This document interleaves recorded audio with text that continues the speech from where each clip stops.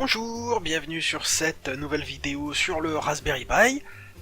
Aujourd'hui, on va faire quelque chose d'un peu plus utile qu'un serveur de fichiers pour uploader des vidéos YouTube via l'interface graphique. Ce coup-ci, on va faire un truc qui va être plutôt utile pour les gens qui font un peu de MMO. Et qu'est-ce que ça va être? Ça va être un serveur Mumble sur le Raspberry Pi.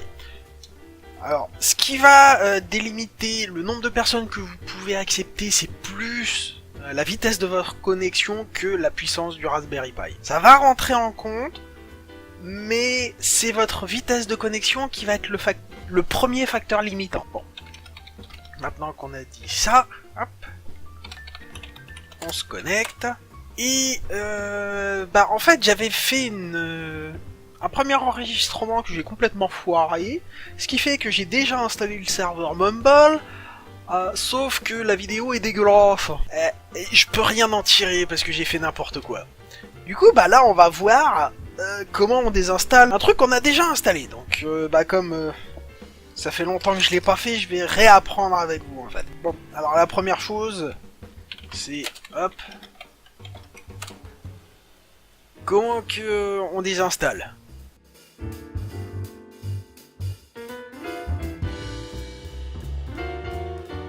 Il va falloir faire purge. Parce que avec la commande remove, on enlève juste le paquet installé, les fichiers de configuration restent. Ça, je veux pas. Donc, a priori, il faudrait que je fasse purge. Regardons si on n'a rien d'autre d'intéressant.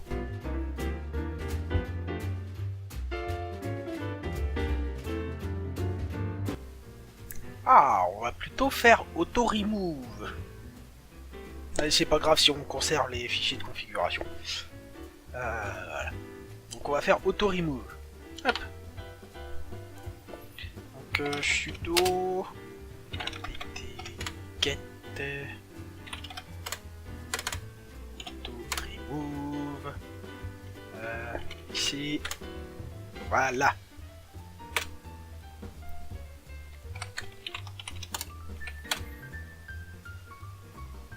Donc il va enlever tous ces paquets là. Oui. Hop.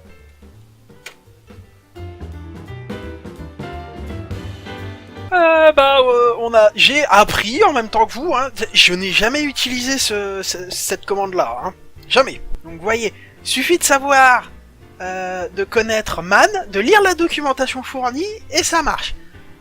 À partir du moment où on a déjà ce qu'il faut d'installer, c'est ça qui est chiant avec Linux, c'est que la majorité des trucs, faut que tu connaisses d'abord leur nom pour pouvoir les installer et ensuite lire leur putain de manuel. Tant que c'est pas installé, tu sais pas ce que t'as besoin d'installer, c'est ça le problème. Enfin, c'est le problème que j'ai toujours eu avec Linux. Et que beaucoup de nouveaux venus ont comme problème avec Linux. Et c'est un peu le but de ces vidéos là. Bon, maintenant on va faire l'étape inverse, On va faire sudo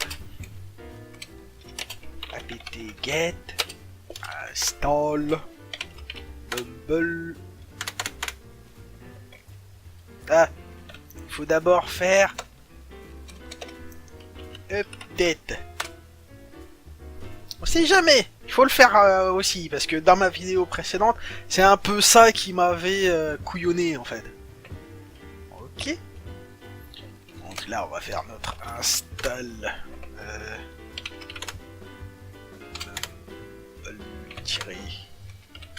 serveur.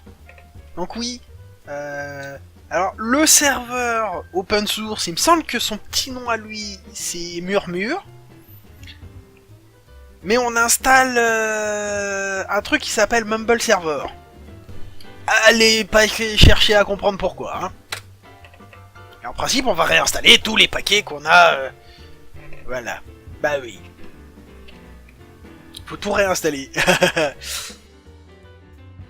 Sauf que les paquets étaient déjà téléchargés. Vous, ça sera plus long. Ça sera clairement plus long pour installer le truc. Parce que moi, tous les paquets étaient déjà préinstallés. Enfin, pré-téléchargés. Je les ai juste désinstallés et réinstallés. Si je dis pas de bêtises...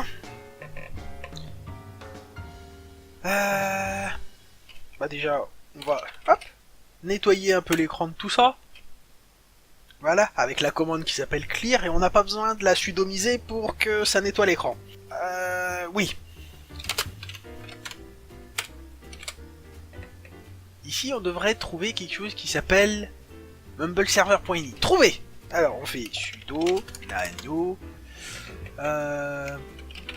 mumbleserver.ini. Ok, donc là, on va faire la configuration, enfin, une partie de la configuration du serveur Mumble. Alors. Donc la première partie qu'on voit là, on n'en a pas besoin. Hein. On va se faire un truc pour une dizaine de personnes. Hein. Sur une petite connexion ADSL comme la mienne, 10 personnes, ça commence à faire beaucoup. Faudrait tester, voir à partir de combien de personnes sur ma petite connexion ADSL, ça commence à déconner. Mais j'ai pas 10 copains, moi j'ai pas d'amis, je suis un Linuxien aux cheveux gras, à lunettes, à barbe et à boutons. Pas de copains moi.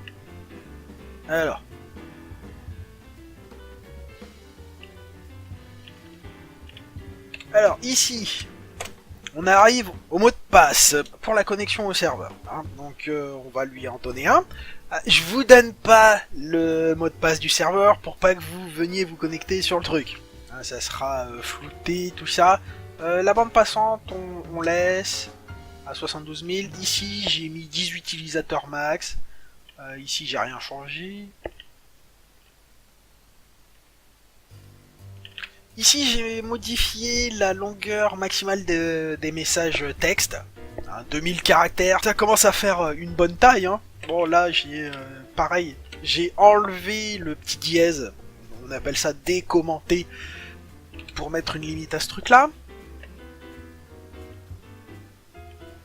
Ça non.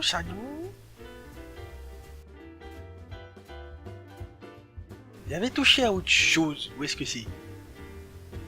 C'est le nom du serveur. Où est-ce que je l'ai mis? Où est-ce que c'est? Ah, voilà, c'est là. Donc le nom du serveur, il faut décommenter, donc supprimer le dièse, le hashtag. Moi j'ai l'habitude d'appeler ça un dièse, hein, ce truc-là. C'est pas un hashtag pour moi, c'est un dièse. Et on met le nom du serveur ici. Ok. Pour le reste, pas forcément besoin de remplir. Hein, voilà.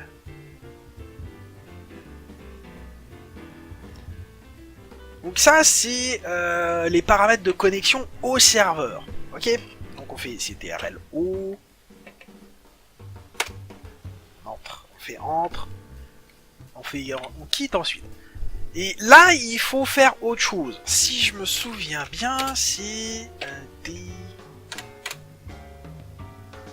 Non,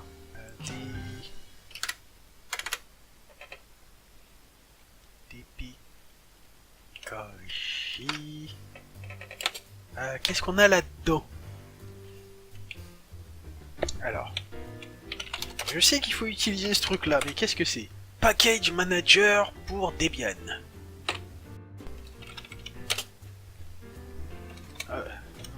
Il faut... Hop. DPKG... Est-ce que c'est ça qu'il faut faire? Non.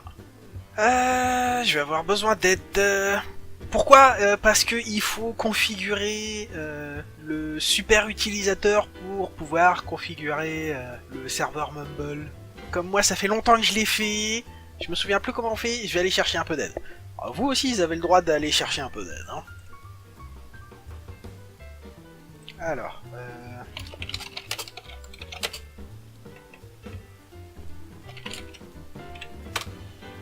Ok.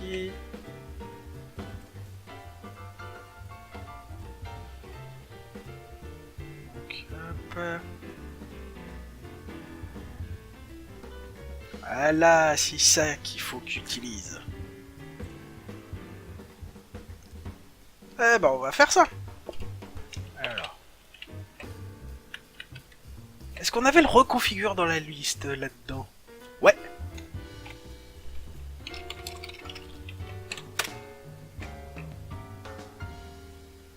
Alors quand je vous disais que c'était rempli de démons, hein, un Raspberry Pi, C'était pas des conneries, regardez, c'est le deuxième mot. Enfin non, si on compte les mots un peu plus haut, en rouge, c'est pas des... Enfin voilà, il y a des démons. Et il s'appelle bien Murmure. Sauf que le gars, il s'est un peu foiré, il a mis un dé à la fin. Alors en fait, non, c'est pour dire que c'est le démon. Est-ce qu'on veut qu'il soit lancé automatiquement au démarrage du machin? Ben oui. Non, parce que c'est pas grave si ça arrive en retard. C'est pas grave. Donc on laisse comme ça. Le mot de passe du super utilisateur. Hein. Ça, c'est très important. Donc, bien entendu, vous n'allez pas le voir. Ah bah ça tombe bien, il y a des petites étoiles. C'est cool.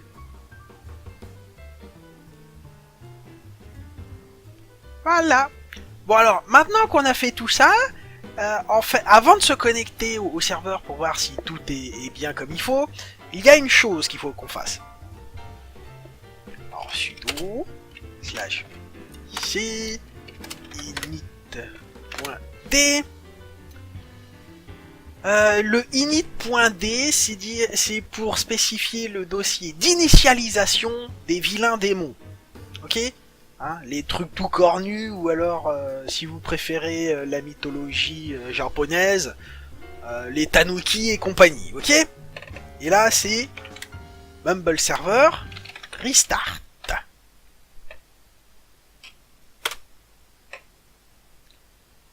Ok.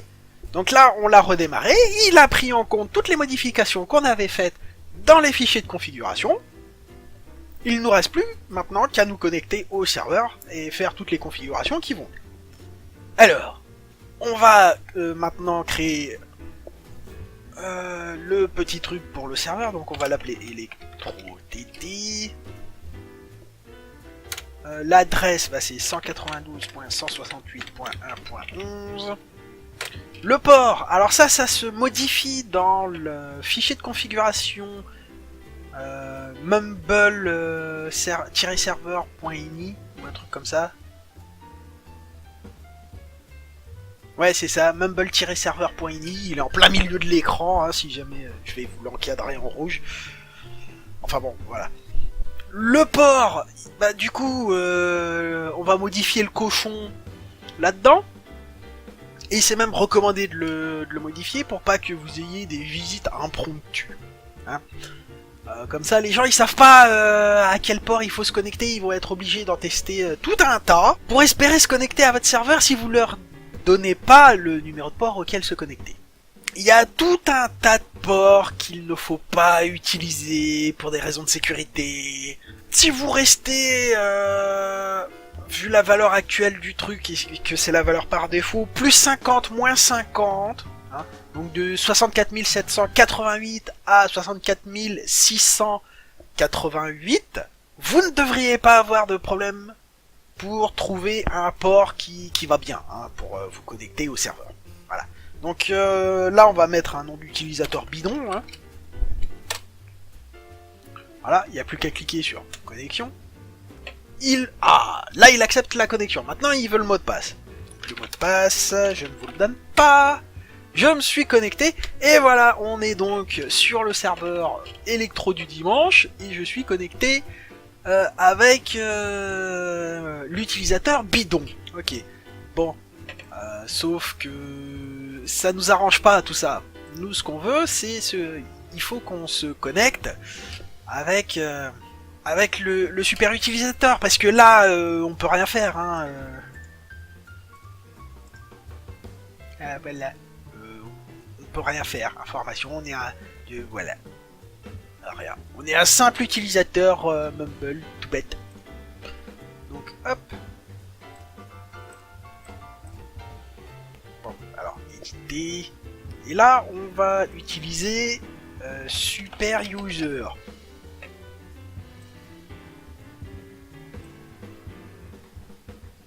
Voilà, et là, on a besoin du nom du mot de passe du super utilisateur qu'on a configuré avec des pkg-reconfigure. Alors, c'est quoi déjà? Ah oui, c'est ça.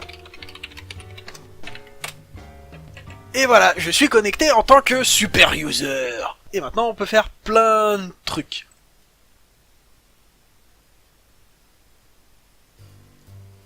Utilisateur enregistré. Ok. Donc on va ajouter un canal, hein. Donc on va mettre le canal principal pour Electro du dimanche. Bon, voilà. Donc on va là-dedans. Éditer. Groupe. LCA. Qu'est-ce que c'est ça, tout ça? Écrire. Ah d'accord.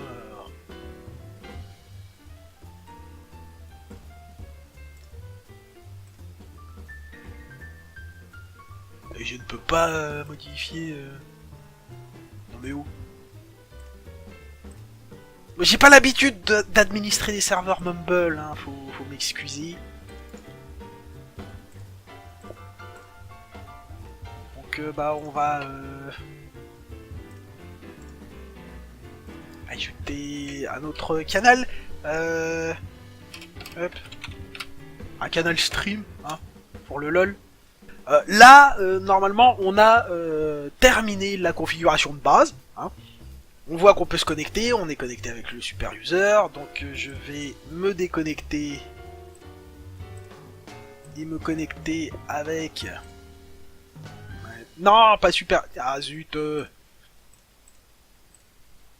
Faut que je fasse éditer, et là, faut que j'utilise... Bidon.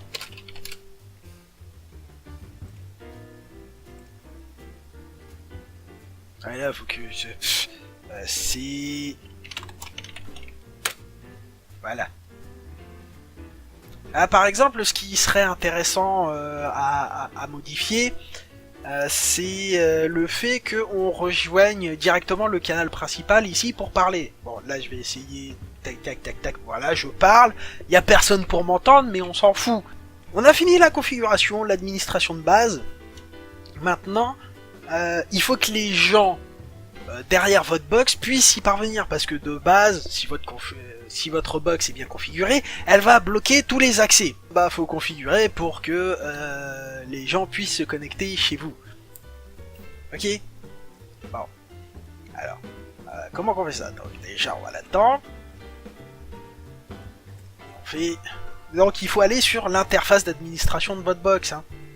Voilà. Alors. Il faut aller dans configuration avancée pour moi. Enfin, moi, dans mon cas, ça se passe dans configuration avancée. Il me semble que c'est NatPat. Bon, comme vous le voyez ici, il n'y a pas qu'un serveur Mumble que j'ai déjà fait avec le Raspberry Pi. Donc, comment on fait ces règles-là? C'est très simple. Vous avez ici, là, hein, donc vous faites nouveau. Enfin, chez moi, c'est nouveau. Donc ici on marque électrode. Le port interne, c'est celui utilisé par le serveur Mumble. Donc on sait que c'est le 700. On a pris note, hein, y a pas. Moi je fais juste que recopier ce que j'ai là. Et vous devriez faire à peu de choses près la même chose. Juste recopier ce que vous voyez ici. Sauf si vous avez modifié le port ici, hein. Donc en port externe, comme de base, les clients vont appeler le 64738, on met le 64738. Mais, si jamais vous voulez masquer que ce port mène vers un serveur Mumble, vous pouvez marquer ici 788, donner à vos amis le port 64788, et ça se connectera quand même correctement au serveur Mumble. Parce que c'est votre box qui va dire « Ah mais c'est le port 64788 ?» Ah mais de l'autre côté, là, du côté de chez mon gars qui a le serveur Mumble, c'est 64738. Donc allez, je vais faire de la redirection. Donc ça sert un peu à brouiller les pistes, si vous voulez. Alors, pour les protocoles, vous vous emmerdez pas, quand vous êtes pas sûr, vous mettez les deux. Voilà. Et moi ici, la Livebox me propose l'appareil, ou alors on peut faire nouveau, et rentrer l'adresse IP. Donc là, il me propose le 13, alors que on sait que chez moi c'est le 192.168.1.11. Et ensuite, on clique sur enregistrer ou peu importe ce que c'est sur votre box. On attend un petit peu que la configuration soit enregistrée. Bon, moi je vais pas le faire parce que c'est déjà enregistré là. Hein, donc ça, moi, c'est pas du tout nécessaire. Il se peut que ce ne soit pas marqué NatPat. Ça peut être marqué autre chose. Ça peut être port forwarding, par exemple. Redirection de port, juste NAT. Ça dépend des box. Je suis désolé, je peux pas vous aider plus que ça. Là, si vous avez une Livebox comme moi, avec cette même interface, là, vous faites juste ce que je vous ai montré, ça marchera. Hein. Et pareil, là, c'est si vous avez du mal, n'hésitez pas à poser des questions dans les commentaires. Alors ensuite, ce qu'il faut donner aux gens pour qu'ils puissent se connecter à votre serveur, c'est votre adresse IP publique. C'est l'adresse IP qu'il y a sur votre box. Utilisez ça, ip.lafibre.info, parce que c'est... Ça, va falloir que vous commenciez à vous y habituer. IPv4, c'est en train de mourir. Hein. Donc cette notation de votre adresse sur internet est en train de mourir. On n'en a plus assez en fait, tout simplement. Ce qu'il va falloir commencer à s'habituer à lire, c'est ce genre de saloperie. Et donc c'est cette adresse-là qu'il va falloir donner à vos camarades. Et comme il y a de très fortes chances que cette adresse IP-là change, il va falloir qu'on trouve un moyen de fixer, entre guillemets, l'adresse à laquelle on se connecte. Et c'est possible. Voilà, c'est la fin de cette vidéo. Dans la prochaine vidéo, on installera un petit serveur Terraria, hein, pour que le serveur vocal puisse aussi servir pour notre groupe d'amis et jouer à Terraria tous ensemble. Et puis je préfère Terraria à Minecraft, hein. Minecraft c'est bien mais c'est vite gonflant. Et il faudra trouver aussi un moyen d'avoir une adresse de connexion fixe, entre guillemets, et ça existe. Ça existe, et généralement les box ont ce genre de fonctionnalité là. Mais si jamais votre box n'a pas cette fonctionnalité là, on verra comment le faire avec le Raspberry Pi lui-même. Donc j'espère que la vidéo vous a plu, que vous avez appris quelque chose. Si vous avez des questions sur quoi que ce soit, n'hésitez pas dans les commentaires. Vous trouverez aussi... comme avec les futures vidéos sur le Raspberry Pi, vous trouverez le lien vers le fichier texte qui sert un peu de référence sur toutes les commandes qu'on a vues. N'hésitez pas à le garder pour vous, pour apprendre. Nous, on n'est pas un examen ou quoi que ce soit, on est là pour apprendre, on a le droit de tricher. C'est ça qui est bien. Donc, si vous allez chez un pote avec votre petite feuille imprimée ou alors sur une clé USB ou quoi que ce soit, vous avez le droit et c'est même bien. Hein, parce que là, on fait que des trucs d'une fois et c'est la répétition des mêmes actions à force de lire le même manuel au bout d'un moment. C'est comme ça qu'on apprend et que ça rentre. Ok ? J'espère que vous avez appris quelque chose, que la vidéo vous a plu. À bientôt.